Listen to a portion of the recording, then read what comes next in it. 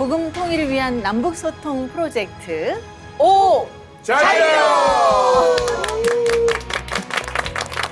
네, 안녕하세요. 안녕하세요. 반갑습니다. 아나운서 윤영미입니다. 한라에서 백두까지 자유를 향한 여정은 오늘도 계속 쭉 이어집니다. 자, 함께 해주실 아주 특별한 분들을 오늘 모셨는데요.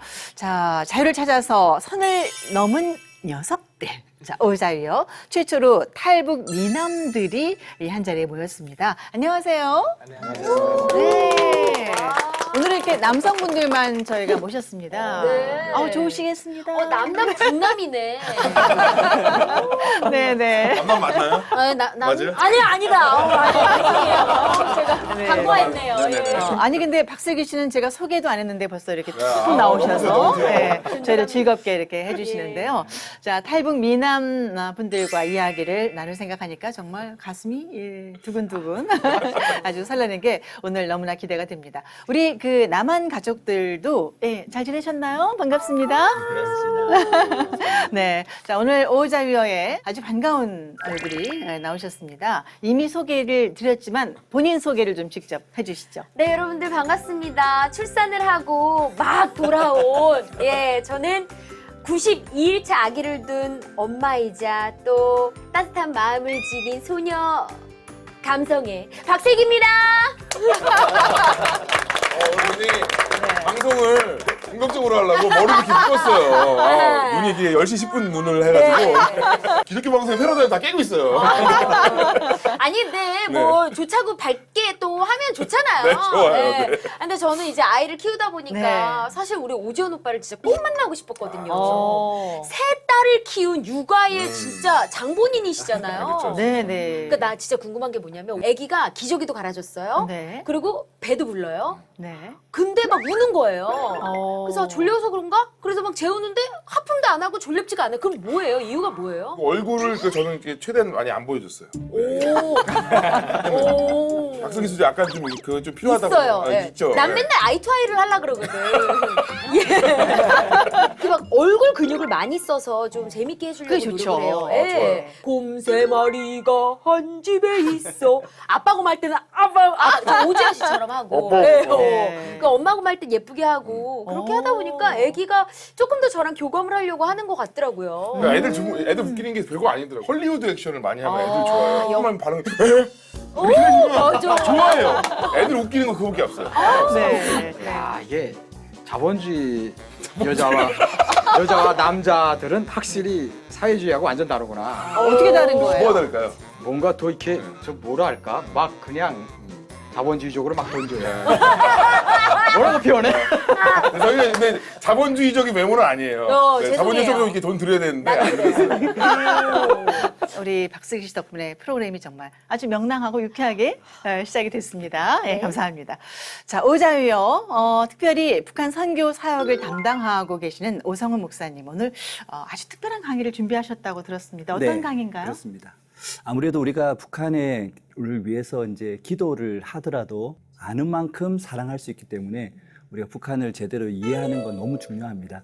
지금 최근의 동향이 어떻게 진행이 되고 있는지 큰 틀에서 몇 가지를 좀 정리해 보도록 하겠습니다. 자, 목사님과 함께하는 유익한 시간 기대가 되네요. 자, 오자유어의 탈북 미남 두 분이 오늘 새롭게 나와주셨는데요. 자, 대한민국 최고의 리포터 박슬기 씨가 새 가족 소개를 준비하셨다고요? 네, 그렇습니다, 여러분들. 안녕하세요. 현장에 나와 있는 박슬기입니다. 감사합니다. 여러분들 정말 너무 깜짝 놀라셨을 텐데요. 진짜 대단한 분들이 나와 있거든요. 이분들 보시면 여러분들 오늘 집에 못 가요. 자, 자유가 아니면 죽음을 달라! 자유를 찾아 목숨을 걸고 남한에 온 이름하여 선을 넘은 녀석들! 강디모데 씨와 배영호 씨를 만나봅니다. 안녕하세요. 안녕하세요. 반갑습니다. 저 톤이 너무 다르거든요. 다시 한번 갈게요. 예. 자, 강디모데 씨, 우리 배영호 씨 소개합니다. 안녕하세요. 안녕하세요. 좋았어요. 우리 강디모데 씨부터 소개해 주시겠어요? 네, 안녕하세요. 저는 강디모데입니다. 12살 때 탈북을 해서 결혼한 지는 8년 됐고요. 그리고 아이가 있습니다. 13개월 차. 네, 그래서 이제 박슬기 우리 자매님의 얘기가 너무 공감이 되고 육아에 대한 이것도 네, 저는 이제 92일. 제가 조금 네, 앞서 있습니다. 진짜요. 도움받을 게 많을 것 같아요. 엄청 예뻐요. 네. 이게. 네, 그래서 우리 오지현 씨하고 자주 이런 얘기를 나누는데 현재 남한에 와서 교회를 개척해서 한 지가 3년 지났고요. 그리고 네. 선교단체와 그리고 또 현재 숭실대학교에서 연구원으로 섬기고 있습니다. 네. 네, 만나 뵙게 돼서 반갑습니다. 네, 반갑습니다. 반갑습니다. 예. 배영호 씨. 네, 안녕하세요. 저는 북한에서 넘어온 배영호라고 합니다. 마지막으로 건너온 해는 2007년 11월 중순경이고요. 현재는 장로회 신학대학교 기독교 교육과 4학년에 재학 중에 있고요. 교회는 노원 중계동에 있는 개척교회에서 교육 전도사로 섬기고 있습니다. 네. 그러니까 두 분이 전도사님이시군요. 네. 아, 예. 자, 복음통일의 귀한 일꾼이 되실 탈북 미남분들과 함께하게 돼서 참 오늘, 여러 가지로 들을 얘기가 많지 않나 하는 생각도 들고 든든한데요. 오늘도 복음통일을 위한 한 걸음을 내디뎌 볼 텐데. 자, 먼저, 첫 코너, 북한은 지금 시작합니다.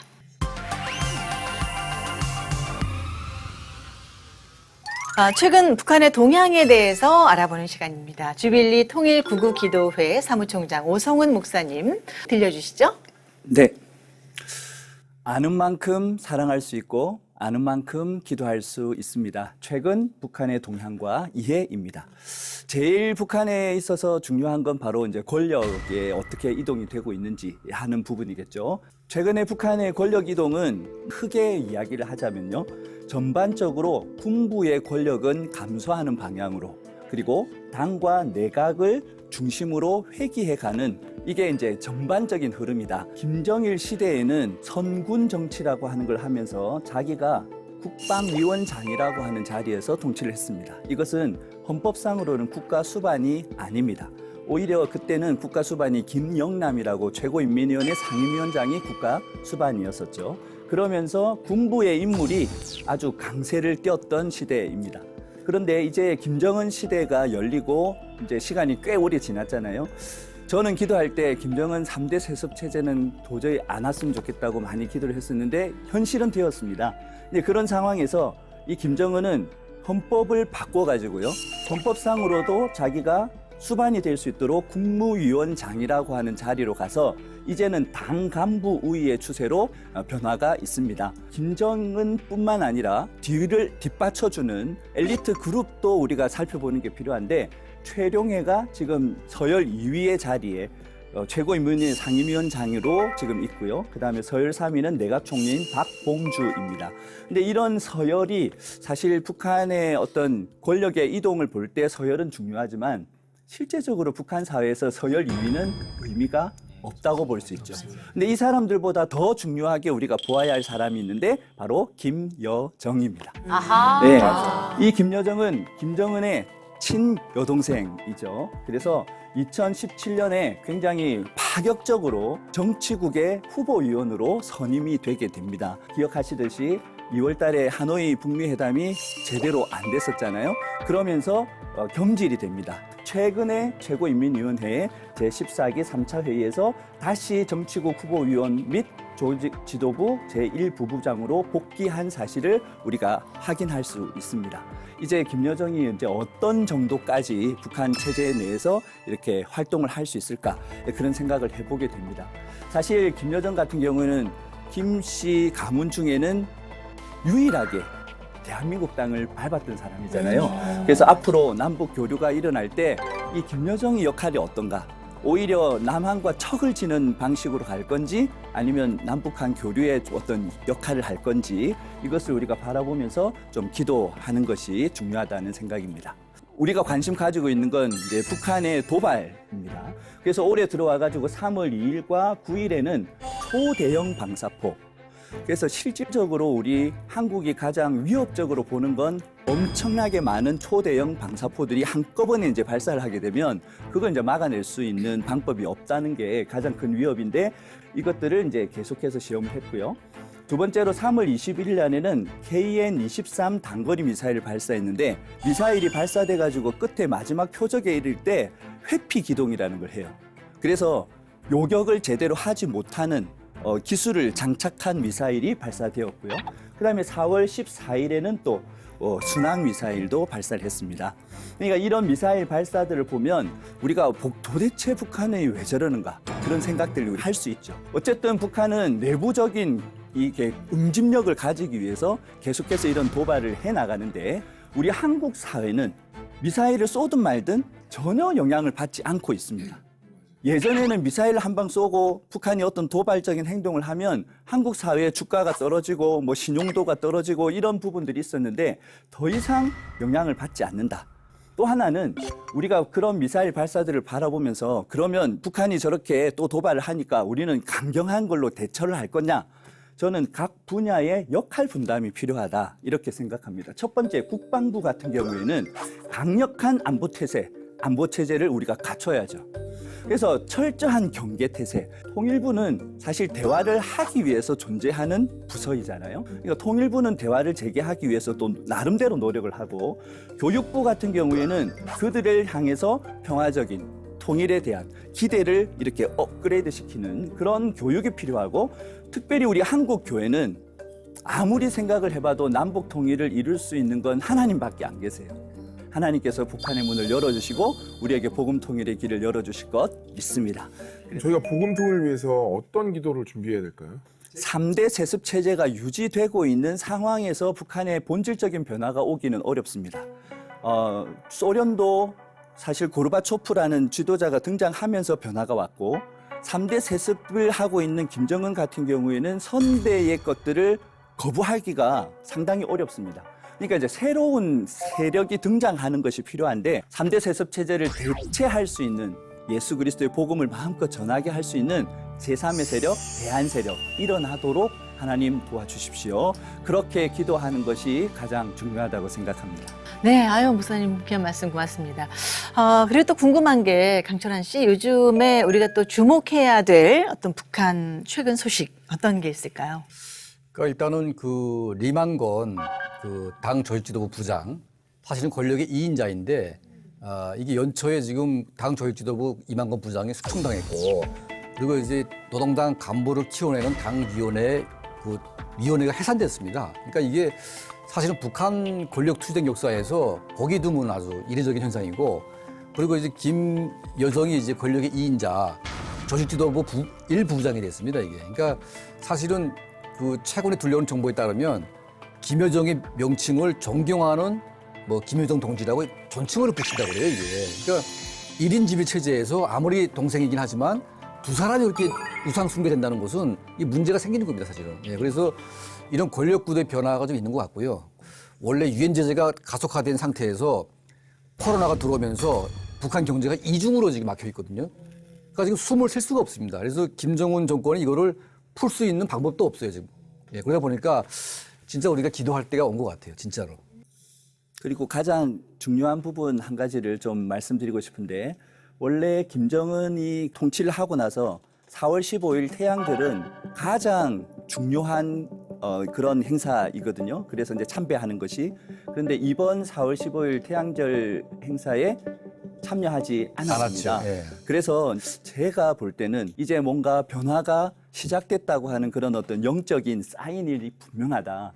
우리 한국교회가 진짜 모여서 앞으로 어떻게 갈 거냐라고 하는 것을 함께 모여 결정하고 함께 실행해가는 그런 어떤 연합체를 만들어낼 필요가 있다. 정말 그렇게 목사님 말씀 생각합니다. 맞는 게 그 지금까지 3대 세습이라서 김씨 일가에 그런 게 계속 있었잖아요. 근데 이제 성경에서 보면 이제 예후라는 인물이 그 전에 있던 그런 것들을 다 지워버리잖아요. 근데 성경 그 북한 안에서도 이제 예후라는 인물 같은 인물이 나타나서 그러니까 새로운 그런 나타나서 이게 북한을 다 정리를 하면 진짜 금방 이렇게 통일을 가까이 가지 않을까라는 생각이 갑자기 문득 들더라고요. 네, 저희 아들 이름이 예후예요. 오. 예수님 같은 후덕함을 갖추라. 예후입니다. 네, 코로나가 처음 왔을 때는 굉장히 절망적이고 물론 너무나 많은 희생이 따르고 있지만 어쨌든 하나님의 허락하에서 이루어지지 않는 건 하나도 없잖아요. 네. 그런 면에서 보면 이 코로나를 하나님께서 또 복음 통일을 앞당기시지 않을까 이런 마음이 아멘, 아멘, 얘기는 아멘으로 합니다. 우리 귀한 말씀 받아들입니다. 주신 네. 목사님께 박수 한번 보내드릴까요? 네. 아유 감사합니다. 고맙습니다.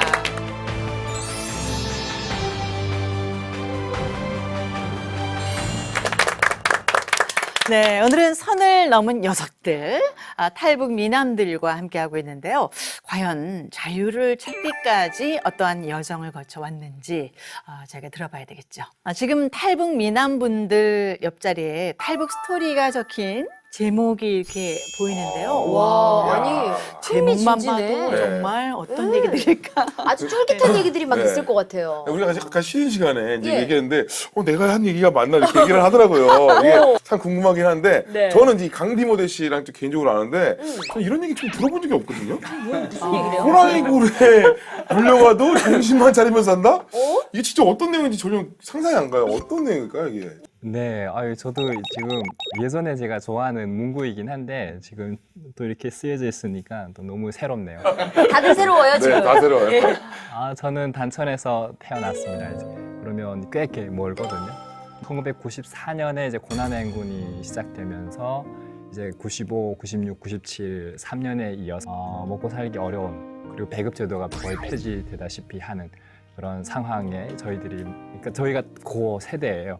네, 대량 아사가 생겨나면서 이제 그리고 홍수가 터지게 되면서 저희 집도 이제 거의 떠내려가게 되는 그래서 뭐 말을 하려면 끝이 없지만 자지간 먹고 사는 게 너무 어려웠습니다. 그러니까 이국의 들가에 피어난 것도 이런 노래를 부르면서 이 북한이 제일 잘 산다고 북한이 선전을 했었거든요. 근데 중국이 잘 산다고 하니까 그래서 이제 1998년도에 이제 탈북을 하게 되는데 이제 그 북한 지역에서 이제 중국을 바라보니까 너무나 이제 다른 세계가 펼쳐지더라고요. 그래서 이제 탈북을 하게 돼서 그때부터 이제 먹고 사는 문제가 해결이 사실은 중국에서 됐어요. 그래서 이제 난 꿈을 이뤘구나 이런 생각을 했었는데 98년대 탈북했을 때 어머니와 탈북을 했죠. 어머니와 두 분이. 네. 그래서 중국에 친척이 있어서 만났는데 이제 친척분이 교회를 다니셨어요. 그러다가 이제 다시 우리는 돈을 가지고 북한을 가야겠다고 하던 찰나에 이제 결국 건너지는 못하고 어머니가 인신매매로 팔려가게 돼요. 저는 이제 강제 북송을 당하게 되고요. 그리고 중국에 와서 인신매매 팔려간 어머니를 찾을 수가 없었어요. 그래서 기도하면서 하나님 살아계신 어머니 만나게 해달라. 그때도 어머니 만난다고 해서 하나님 있다는 증명이 없잖아요. 그래서 1년 동안 기도했는데 어머니를 만났어요. 어떻게 만나셨어요? 어머니 만나면 하나님 있는 걸로 알고 하나님 뜻대로 살겠다고 기도를 했는데 친척 집에 있는데 전화가 온 거예요. 그래서 강제 북송 당하는 중에 도망쳐서 지금 다시 들어오게 됐고 그렇게 만나게 되었었던 거죠. 몇 년 만에 어머니를 만나게 되신 거예요? 2년 만에 어머니를 만났습니다. 그런 상황 가운데 이제 하나님을 만나면서 하나님 날 사랑한다는 게 큰 충격이 됐었죠. 그리고 이사야처럼 주님 내가 여기 있어 나를 보내주십시오. 북한 땅에 가서 복음을 전하겠습니다. 이 기도를 했었는데 글쎄요. 15살 나이 되는데 하나님이 저보고 가라는 거예요, 북한에. 그래서 저를 이제 교육시켰던 선교사님 찾아가서 선교사님 저 북한에 가겠습니다 했더니 선교사님 지금은 안 된다고 때가 되면 가라고. 저는 하나님이 저에게 주시는 음성보다 선교사님이 저에게 주시는 음성이 하나님 말씀처럼 받았어요.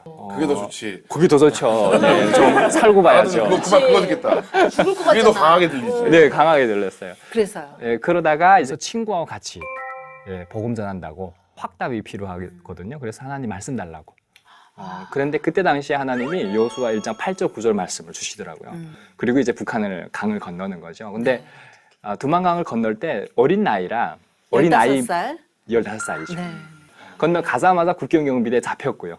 하나님 보내신 거 맞다면 기적을 보여달라고 기도를 하게 됐어요. 큰 비가 내리는데 그 중에 이렇게 구름을 열어서 빛을 비춰주십시오 기도하게 됐었어요.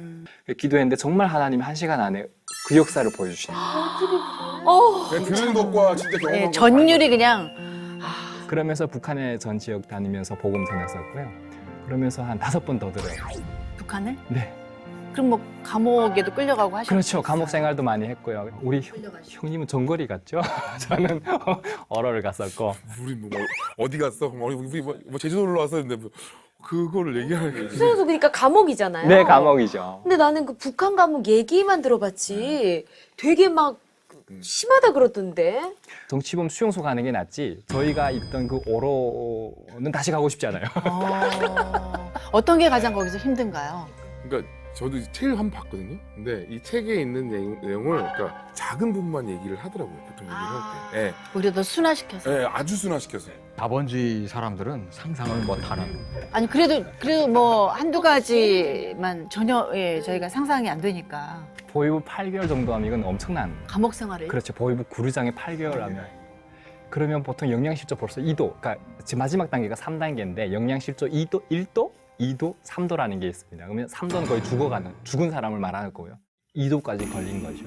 근데 그때 나이가 제가 6살이었어요. 보호자가 없기 때문에 얘는 내보내면 다시 중국으로 간다. 그렇기 때문에 얘는 이 안에 넣어서 죽여라. 이게 지령이었어요. 근데 이게 제가 살아있는데 그래서 하나님 뜻이 무엇입니까? 이 기도를 하게 되었었고요. 살려주시면 제가 뭐든지 하겠습니다. 이거를 계속 하게 되었던 것 같아요. 감옥 단계에서 고통이 있고 요거 다음 단계 고통은 더 커요. 일단 배고픔으로 인한 고통이 있는데 이게 우리 뭐 다이어트 하니까 금식하는데 이 정도가 아니에요.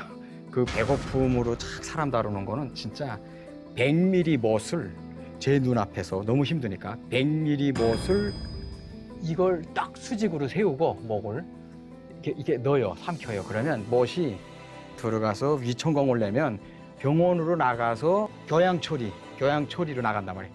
그러면 수술해서 그 흉보를 면할 수 있고 그 고통이 끝나는 거예요. 차라리 병원에서 수술하는 게 난 거지. 네, 우리 디모데 전도사님은 원망은 안 하셨어요, 혹시 하나님? 저는 원망도 많이 했고요. 마지막 끝에 놓이게 되면 그 배고픔보다 더 힘든 거는 추운 것이었고요. 그러면서 이제 정말 저는 하나님에 대해서 이렇게 받아들인다는 게 저한테 너무 힘든 시간들이었어요. 제 정신을 붙잡았던 거는 하나님이었던 것 같아요. 그리고 복음이었던 것 같고 어쩌면 이 주제와 같이 호랑이 굴에 몰려가도 정신만 차리면 된다라고 하는 것이 저희 그 멘탈을 지켜주고 함께했던 게 하나님이었던 것 같아요. 그러네요. 호랑이 굴은 북한, 그 감옥 그런 상황이고 정신만 차린다는 것은 하나님을 붙잡으면 된다 뭐 이런 네, 뜻인 것 그렇습니다. 같습니다. 아유, 참. 정리하니까 참 네. 아니 전도사님 뵈면 굉장히 지적인 외모를 갖고 계세요. 아유, 그렇죠? 감사합니다. 되게 진짜 교수님 같으시고 감사합니다. 네, 전혀 북한에서 이렇게 뭐 굶고 추위에 시달리고 가진 고생을 하신 그런 분 같지 않으시고 군대에서도 그렇게 안 힘든데 나오면 난 뭐 힘들었고 막 이렇게 얘기하는데 정말 힘들고 어려움고 고통이 정말 그 가운데 있으면 오히려 그거에 대해서 담담하게 얘기하고 과장하지 않고. 네, 과장하지 않고 오히려 이렇게 더 담담해지고 차분해지고 그러니까 그 욥의 그 고난을 우리 현 세계에서 사실 겪은 사람 거의 없잖아요. 근데 네. 사실 이제 물론 디모데 형제도 그렇지만 이 북한 안에 있는 형제들 중에서 얼마나 많은 형제들이 그런 것들을 겪겠어요. 저희들은 네. 모르는 그 네. 아유, 그런 고난을 겪게 하신 하나님께서 또 계획이 클 거라고 믿습니다. 이 목숨 걸고 북한 땅으로 들어간다는 게 정말 쉽지 않은 일이잖아요. 근데 지금도 많은 선교사님들께서 목숨 걸고 세계 곳곳에서 복음을 전하고 계시잖아요. 그렇죠? 목사님 그런 어떤 많은 이야기들 들으실 것 같아요.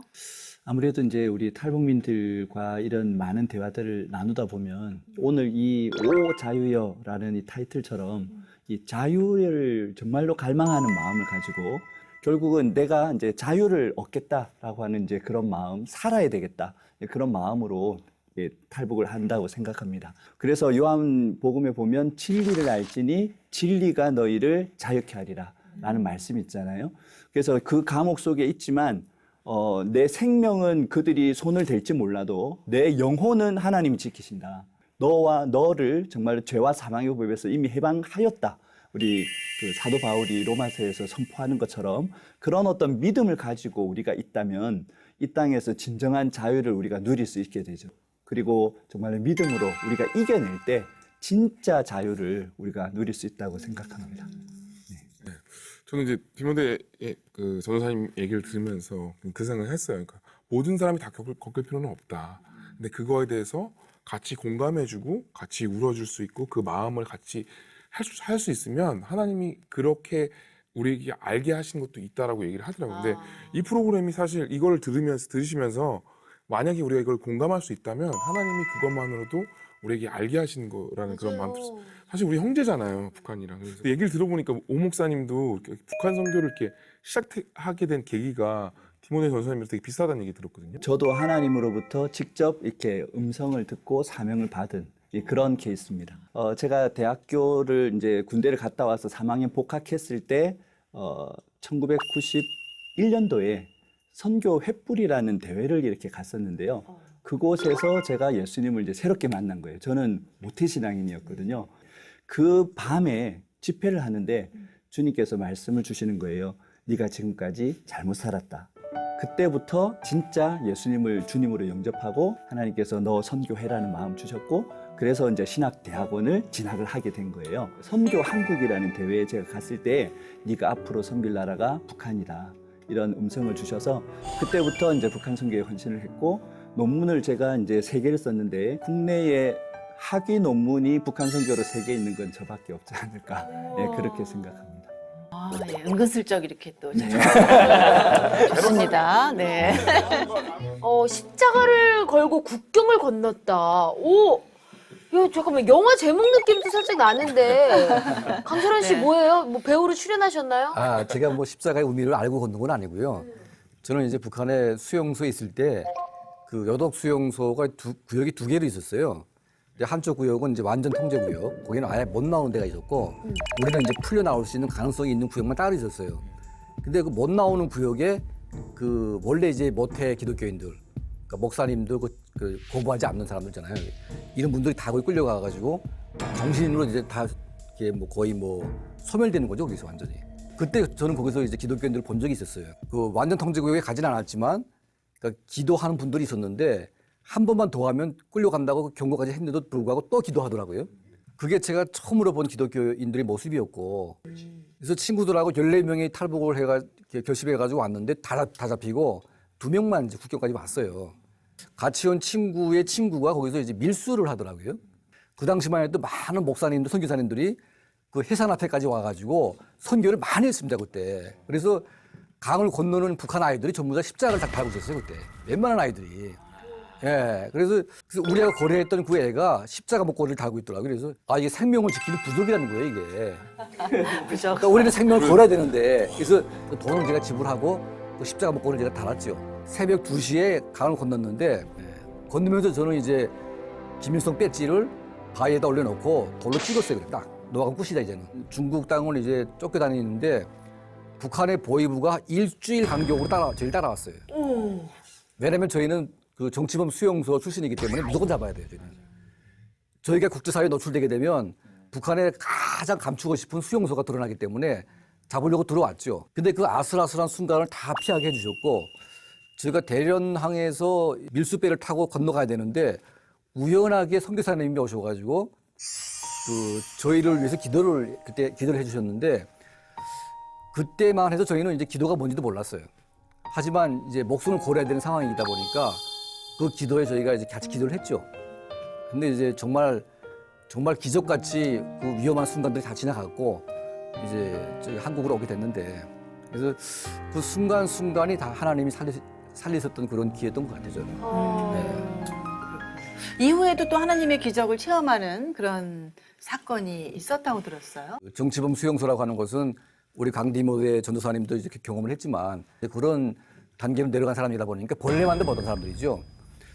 이제 그런 경험을 했기 때문에 제가 대한민국에 와서 최초로 북한의 수용소를 폭로를 했고, 그 인권 문제를 하다 보니까 제가 또 책도 쓰게 됐고, 이제 그 책을 그 미국의 조지 W 부시 대통령께서 제 책을 읽었어요. 네. 대박. 읽고 이제 제가 기자 생활을 하고 있는데 백악관에서 저를 부른다는 거예요. 보고 싶다고. 그러니까 볼 용기가 있냐. 그래서 이제 뭐 대통령이 보자고 하는데 제가 봐야 되겠죠. 네. 그 전까지만 해도 사실은 제가 교회를 다녔지만 그 신앙에 대한 확신이 없었던 것 같아요. 네. 왜냐하면 이제 왜 북한은 저렇게 계속 방치되고 있으니까 이 하나님이 살아계신다면 북한은 저렇게 놔두지는 않을 텐데, 저는 백악관에 딱 서서 대통령이 저 앞에 서 계시는데 그 빨간 이 카펫을 제가 걸어가는 그때, 레드카펫. 예, 눈물이 막 쏟아지는 거예요. 그때 갑자기 눈물이 나오고, 이게 기적 같으니까, 그죠? 그게 그 자체가 기적이니까요.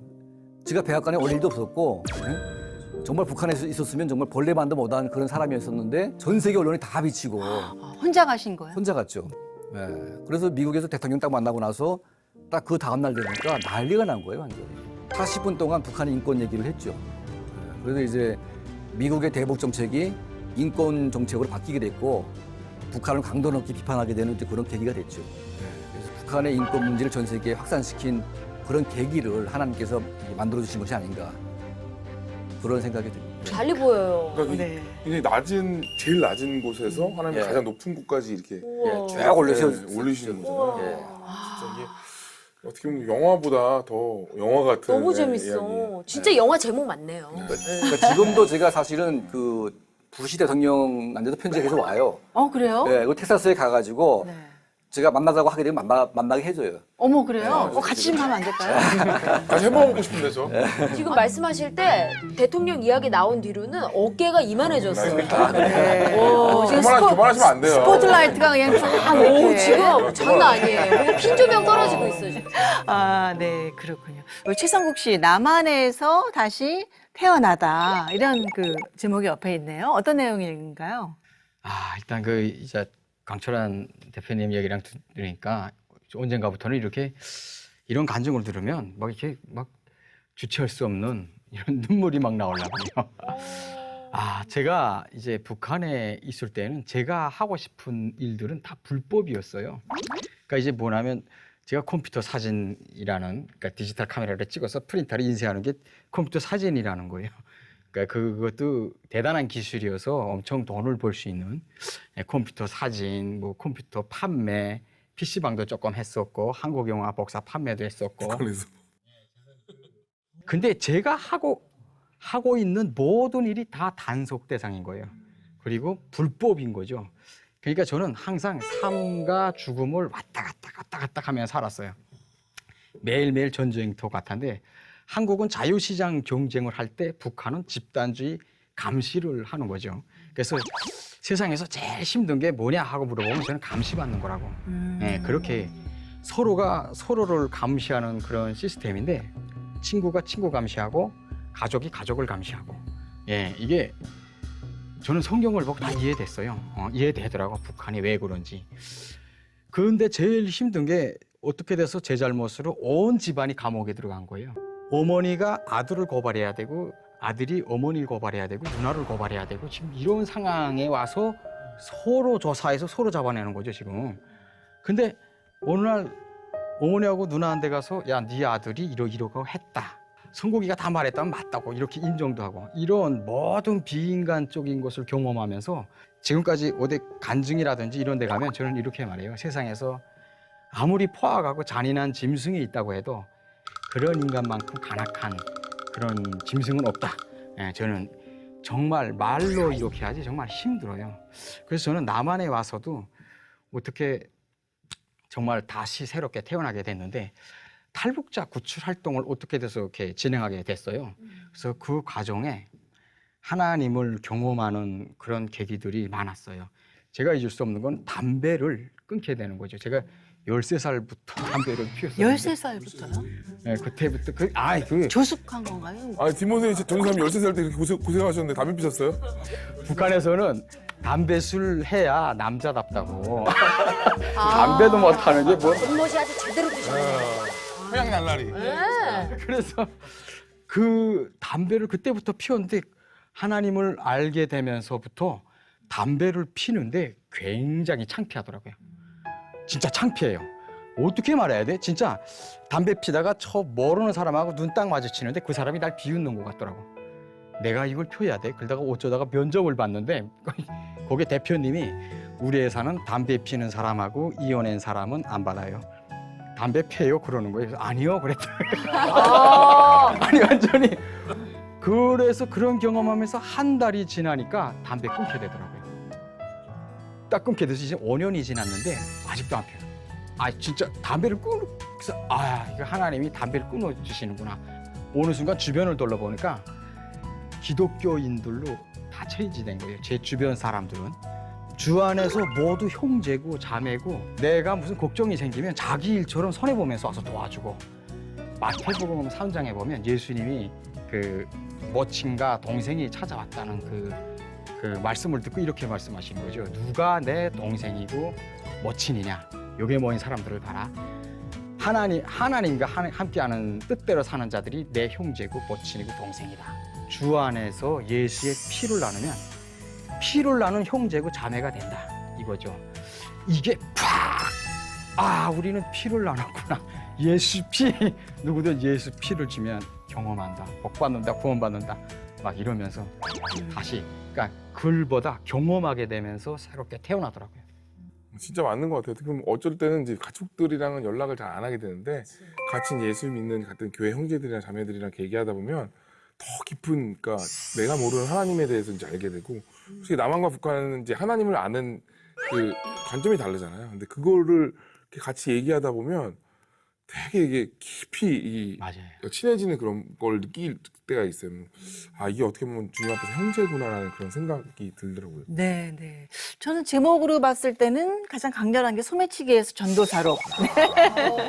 네. 우리 배영호 전도사님. 소매치기. 기사 1명입니다, 1명. 네. 실시간 1등. 소매치기를 어디서 하셨나요? 저는 이제 1982년도에 그 북한 함경북도 오랑군 어대진이라는 이제 바닷가 마을에서 태어났어요.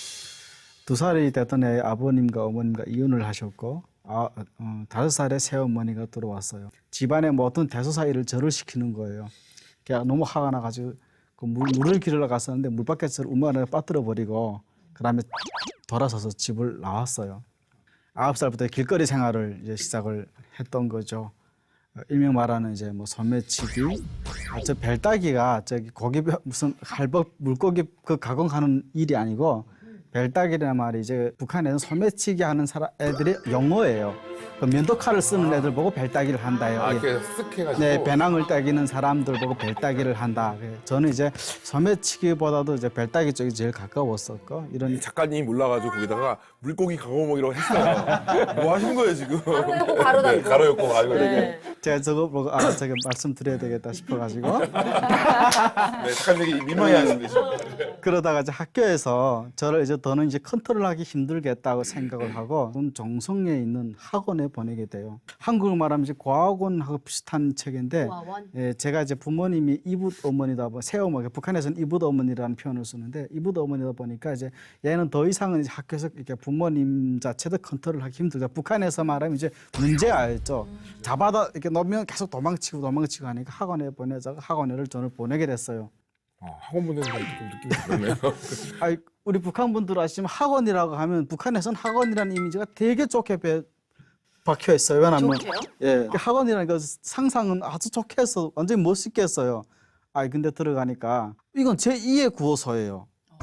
뭐 학원이라서 되게 좀 멋있게 생각을 했었는데 들어가니까 키 조그만 애들부터 시작해가지고 뭐 여러 각양의 애들이 다 있는 거예요. 근데 제가 학원에 들어가는 그 시기에 고난행군 북한이 시작됐을 때였어요. 근데 학원은 이제 국가에서 배급을 줘야 먹고 사는 것인데요. 북한에서 자동차가 뛸 때 휘발유가 없어가지고 목탄차를 써요. 그 목탄 재료가 뭐냐면 참나무 아니면 옥수수 송치를 써요. 왜냐하면 옥수수 송치가 가스가 나오기 때문에 그걸 쓰는 거예요. 그래 그걸 이제 말리고 했다고 학원 지붕 창고에다가 넣었었는데 하루는 들어와가지고 그걸 이제 싹 내려가는 거예요. 새까만 포대를 해가지고 몇십 개의 포대가 들어오는 거예요. 그 다음날 아침에 죽을 주죠. 죽을 주는데 이제 그 옥수수 송치를 가라앉은 죽을 주는 거예요. 비율이 그 10kg에 밀가루 한 근, 한국 기준으로 하면 한 근에라는 이게 비율을 죽을 주니까 뭐 하얀 밀가루는 요만한 거 몇 덩이 떠다니고 새까만 죽같이 올라오는 거예요. 하여튼 그 한 해에 우리 학원 애들이 거의 한 60-70명 애들이 죽어나갔어요. 어린 애들이었어요. 저라고 뭐 죽지 말라는 법은 없잖아요. 그래서 다시 이제 학원에서 도망쳐 나오게 됩니다. 도망쳐 나와가지고 이제 이 길거리 생활을 많이 했죠. 기차 타고 뭐 거의 북한 전 지역을 기차를 타고 돌아다녀 보게 됩니다. 그러다 이제 마지막에 들어왔던 데가 온성군 남양이라는 데 이제 들어오게 돼요. 두만강 뚝에 또 올라서서 중국을 내다보는데 중국이 너무 반짝반짝거리는 거예요. 도문이 그 교두가 있잖아요. 중국 교두 있고 도문 시내다 보니까 너무 번쩍번쩍거리니까 그 세 명이 앉아있다가 야 우리 중국 갈까? 그게면 누가 한 명이라도 가지 말자 했으면 안 갔을 건데 그래 가자 다 가자는 거예요. 같은 업종인 거죠? 네, 같은 그래서 업종. 같은 업종 맞아요. 그래가지고 물론 진짜 맞지. 전문 분야 좀 다르겠지만 맞아요. 우리 가서 한 달만 살자. 한 달만 소매치기 하다 보면 뭔가 이렇게 좀 있을 거 아니냐 해가지고 이제 3명이 중국 두만강을 건너게 됐어요. 근데 그 해가 6월 중순경이었는데 장마지였어요. 소매치기 하려고 사실 들어갔는데 한경 보니까 소매치기 할 수 있는 한경이 아닌 거예요. 어떤 부부를 만나게 됐어요. 그 부부를 만나서 부부와 같이 시골에 올라가서 일을 하면 그때 돈 70원을 주겠다. 근데 그때 돈 70원이 컸어요. 북한에서 비하면 엄청난 큰 돈이었죠. 그래 그걸 하겠다 해서 올라가서 시골 일을 하게 됩니다. 해서 하다가 그 아주머니가 교회 집사님이셨어요.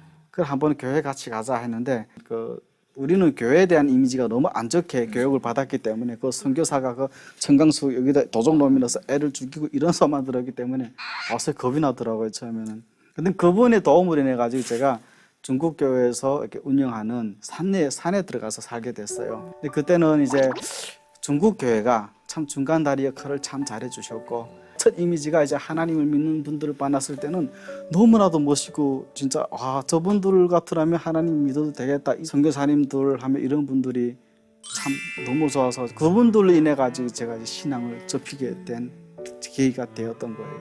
근데 정말 매 고비고비마다 많은 진짜 고난을 겪으시면서 또 그 안에 하나님의 그죠 임재가 이렇게 있었던 걸 저희가 들으면서 때로 정말 울컥하고 감동이고 이 자리까지 오기까지 정말 많이 쓰셨습니다. 자 이제 정민우 씨 이야기가 남아 있는데요. 제목이 재밌어요. 나만의 불시착. 어떤 그 최근 드라마의 이제 어떤 패러디한 제목인 거죠. 그러게요. 아니, 군 간부셨으니까. 네, 제목같이 그냥 갑자기 와버리는 스케일인데 일단 앞에 선배님들이 너무 세게 나와가지고 이거 뭐 이야기 해가 제일 세야 되는 나 죽을 것 대형 같은데. 캐릭터로 여기 잡혔어요. 여기서 재밌는 캐릭터로 계속 아, 상관없어요. 나 맨 마지막에 하시는 건 재밌기 때문에 네, 재밌기 때문에. 마지막에 하시는 거 아니에요? 만약에 별로 재미없으면 후라이까지 마시라요.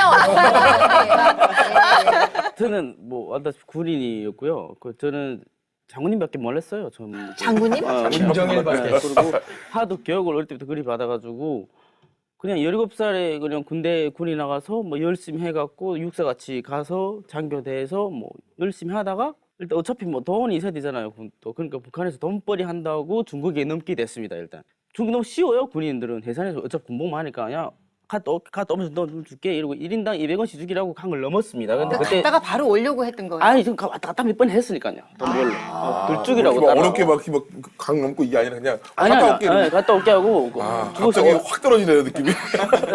오토바이랑 뭐 차가 팔아먹고 이랬어요. 그래가지고 현빈처럼 그렇게 가는 거 아니에요? 아니 쉽게 넘었어. 땅굴 파갖고 왔다 갔다 막 하고 그냥 이런 거 군복 다 입고 있는 거예요. 입고 이렇게 그 산속에 생활하는데 넘어가고 북한 사람 한 70명 있더라고요. 그때 넘을 때 12명이 넘었어요. 근데 한 70명이 한 무리 있는데 한 두 군데 있는데 엄청 많대요. 그래서 야 사람들 많긴 많구나 했는데 몇 년 한 4년씩 있는 사람도 있더라고 산속에 중국에. 군인 가족이 있었는데 그분이 그랬어요. 나보고 남선 돈이 엄청 많다는데 말했어. 나도 알아요 그거는. 그러니까 한번 갔다 올까 이런 느낌이었어요. 그래서 남조선이 돈이 나만의? 한번 갔다 네 오고. 그리고 또 이분은 소매치기 하셨지만 그래도 북한에서 완전 도둑놈으로 소문난 군인들이라서 까마귀 마오노예요 양강도 쪽에는. 그래서 그게 뭐예요? 네? 까마귀 무슨 마- 얘기? 무업 던지라고. 제가 통역을 할게요. 진짜 역시 서양 분이야 역시. 이분은 소매치기 정도인데 이 사람은 뭐라고 할까? 조절했지 가서. 그냥 가서 가지고 오는 거예요. 강탈. 소매치기는 당당하게. 그냥 당당하게 중국에 가서 오토바이 가져왔다잖아요. 지금 이제 그만했어요. 오토바이 가져왔다 갔다 몇 번을 했다는 거예요. 군인은 그래도 되는 거예요? 네, 그냥 그랬다. 아니 그게 아니라 군인이 그렇게 경계가 허술해요? 부대가?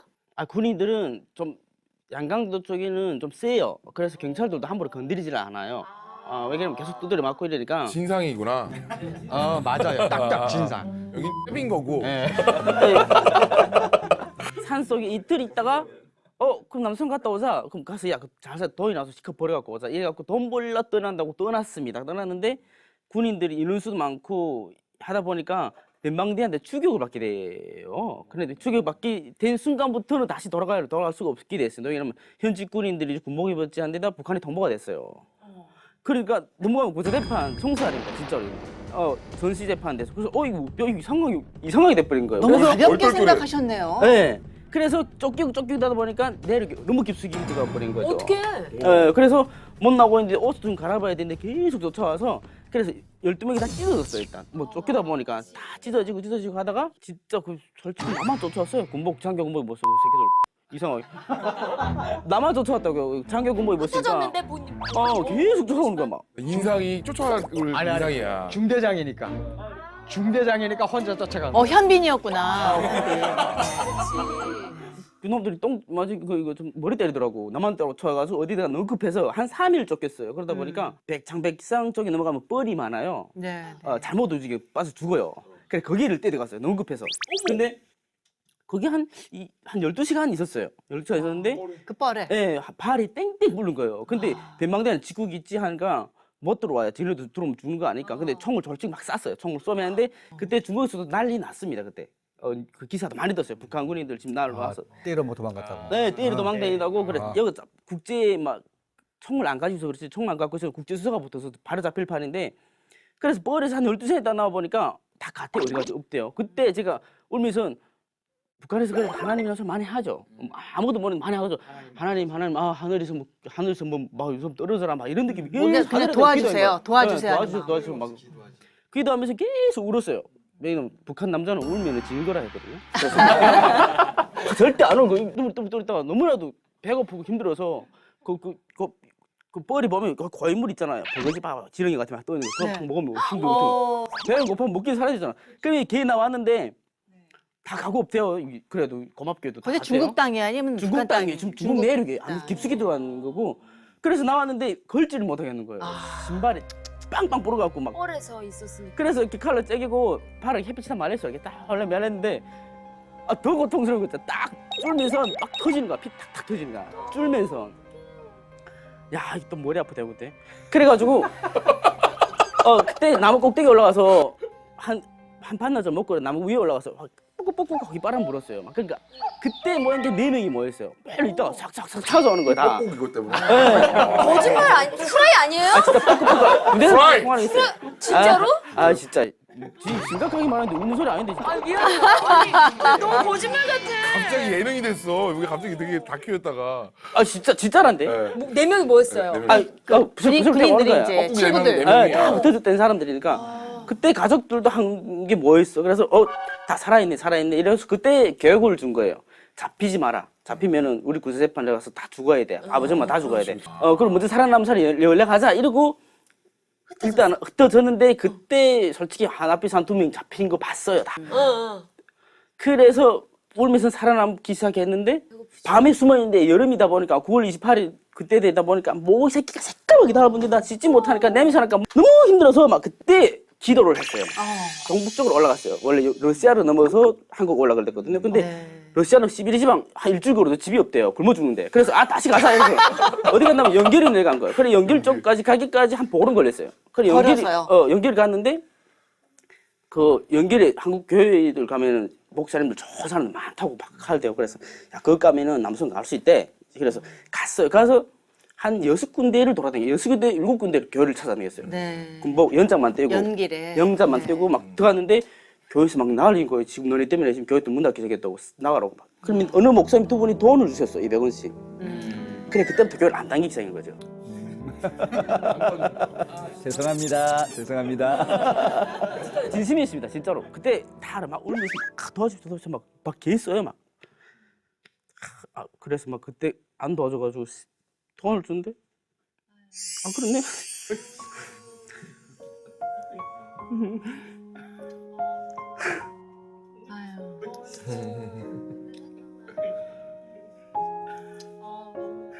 그럼 그때까지만 해도 남한에 그냥 갔다가 다시 북한으로 가시려고 했어요? 아니면 아예 남한으로 가시려고 하셨어요? 그때부터 남한에 올 생각밖에 없었죠. 아예 그냥 돌아가면 다 죽어야 돼요. 그래서 현재 군인이기 때문에 가면 청살이. 그냥 몰래 갔다 오려고 그랬는데. 아니 눈물이 아니에요. 홍역 걸려서 눈물이 나오는 거예요. 편집해주세요. 눈물 흘리는 거. 싫어해요 그런 거. 어떤 할머니네 집 가는데 그 목사님 주신 돈으로 뭐 빵 같은 거 주는데 옥수수 짐을 이따만하게 지져주는데 엄청 많이 먹었어 그때 막 먹고서 또 설사 만나가지고 다 그래가지고 거기서 먹고 너무 주인이 너무 일 잘해주고 너무 감사하니까 어떤 영접해주러 온 조순석이 있었어요. 그래서 누구 막 붙어서 저 브로커 좀 소개시켜달라고 이러니까 그 사람이 전화 바로 하대요. 그런데 다 데리고 갔어요. 근데 나만 안 데리고 갔어요 그때 또. 왜요? 간첩같이 보인다고 그래. 왜 이렇게 걸림돌이 많아? 아 어떻게 왜? 근데 나머지는 그때 아 이거 공감할 수 있어. 문서 이런 다 외모가 깔아놓고. 그래. 태국 갔는데 일단 깜방에 잡혀서 한국에 오게 됐는데 일단 고맙게도 기도를 많이 했습니다. 그리고 아까 이분들이 말 말씀하신 좀 쪽팔린 거인데 좀 어차피 너무 세게 나와 같아서 하나님 믿는 분들이 세게 나갔어요. 진짜로 믿는 분들이 다 계시는데 저는 믿기는 하는데 맞아, 마음이 뭔지 이렇게 알아요. 쑥 안 간 거죠. 그래서 네. 좀 제가 이기고 있는 자체가 살짝 미안하긴 한 당연히 마음이 다 다른 거예요. 제가 민우 씨를 보면 아, 그래서 아, 일단- 하나님이 민우 씨를 붙들고 계시는구나. 맞아. 주변에 다 기독교인들이 야 교회 가자 임마 막 이러는 네, 그러는 분들이 많아요. 아니 뭐 본인이 믿음이 지금은 뭐 이렇게 약하다라고 고백하는 것 자체가 네, 저는 맞아요. 하나님 보시기에 얼마나 예쁘겠어요. 이 당시 그 98년도 9년도까지 한국의 국정원이 이제 그 동북 지역에 다 거의 장악을 했었어요 그때. 그래서 막 공작을 엄청 많이 했고, 그러니까 선교사님들 목사님들 되게 안전했어요 그때까지만 해도. 근데 그게 다 철수하게 되면 정권이 바뀌면서 다 철수하게 돼가지고 여기에 북한의 보위부가 다 들어간 거예요. 그래서 이제는 그 교회 목사님들과 선교사님들의 그 안전이 담보가 안 되는 거예요. 그러니까 특히 이제 이런 그 군인들이 도망갔다가 이런 사람들 도와주게 되면 북한의 보위부가 다 죽이게 돼 있어요 이게. 네, 우리 강 전도사님께서는 정말 아까 엄청난 그 고난을 겪으셔서 이렇게 오셨는데 어떠셨어요? 처음에 우리 남한 땅을 딱 밟으셨을 때 느낌이? 저는 이제 꿈을 꾸는 것 같았어요. 너무 좋은 게 많이 있더라고요.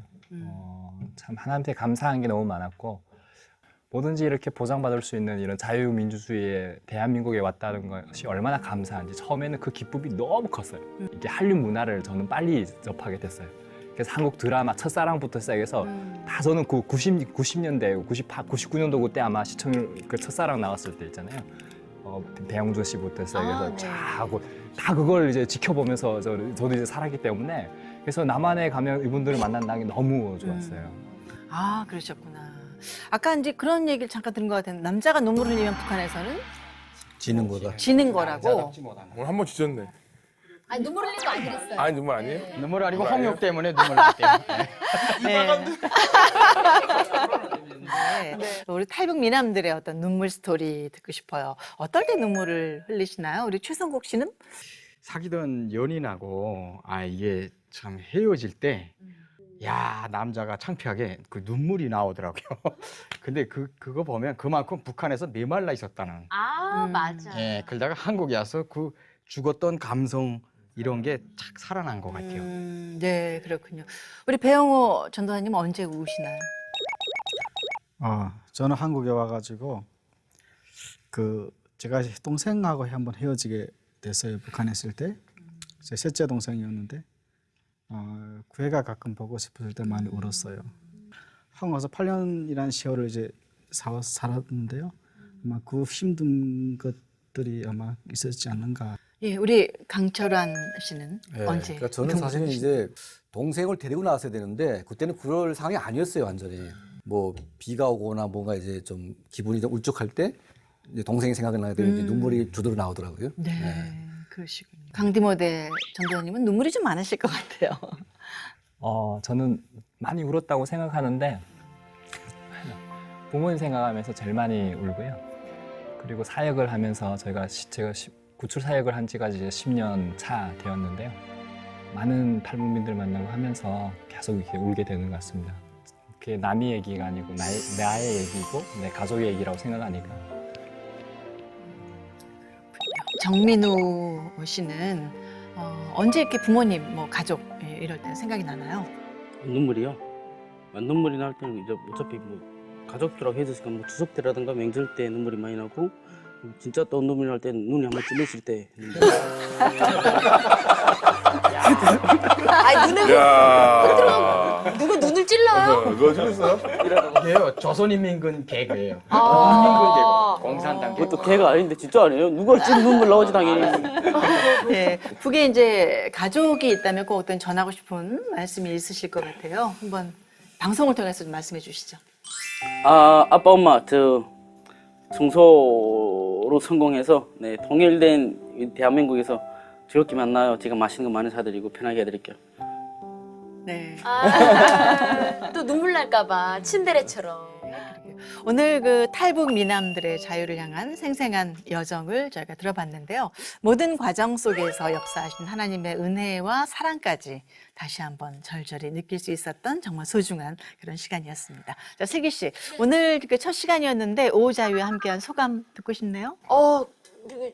저는 지금 너무 편하게 있구나. 예, 진짜 이런 모든 과정들이 하나님이 나한테 참 많은 것을 주셨구나라는 생각을 하면서 되게 되려 좀 약간 죄송하고 미안했어요. 네. 근데 얘기를 들으면서 공감하는 것만으로도 정말 이렇게 고맙고 그것 또한 우리가 은혜다라고 말씀을 해주신 걸로 앞으로도 더 많은 이야기 나누고 또 함께 공감할 수 있는 시간 됐으면 좋겠습니다. 너무 네. 즐거웠습니다. 감사합니다.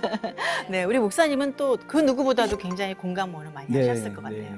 우리 한국에 있는 교회의 성도님들 중에 이런 부분에 관심 가지고 들어주고 또 그 정말 같이 눈물 흘려줄 수 있는 그런 분들이 얼마나 될까. 그런 생각을 이렇게 해보면 우리 오자유여 프로그램이 정말 중요하다고 생각이 되고 더 많은 우리 한국교회 성도님들이 이 프로그램을 보셨으면 좋겠습니다. 네, 네. 아유, 오늘 정말 귀한 말씀 잘 또 들었고요. 슬기 씨, 또 오지연 씨 감사드리고 오늘 탈북 미남들. 아, 정말 울다가 웃다가 예, 여기까지 오신 그 하나님이 허락하신 그 여정들 들으면서 은혜도 많이 됐고요. 도전도 많이 됐고 또 여러분 위해서 우리가 더 많이 또 기도를 하고 여러분께서 또 앞으로 북한을 위해서 더 많이 기도해 주셔야 되는 그런 이제 숙제가 남아 있는 것 같습니다. 말씀 정말 잘 들었습니다. 고맙습니다. 예, 감사합니다. 자, 다음 주에도 오자유와 더 큰 감동과 재미로 여러분 찾아뵙도록 하겠습니다. 복음 통일의 그날까지 함께합니다. 오 자유여! 안녕. 기순용사신 거예요? 아니면 무장공비? 그래서 만나서 바로 한 얘기가 있어요. 나 너 좋아한다. 바로 앉는 거예요. 아니, 살 길이 없으니까 권력자의 딸들을 조사하기 시작해요. 이거라도 팔아먹자 얼굴. 대년 사람 다 이런 거 아니죠? 강남도에 놀러 가요. 그럼 놀러 가면 거기 사기 넣는다. 아니 논도예요라고 얘기했어요. 어디 봤어도 잘생겼잖아. 여기 계시는 남성분들은 다 나르시시즘이 강한 아닌데 사람들이 나쁜 남자 스타일. 자기가 뭐 북한군에서 잘생겼다고 하는데 네. 제가 사진 준비했어요. 사실은 이게 정상이에요.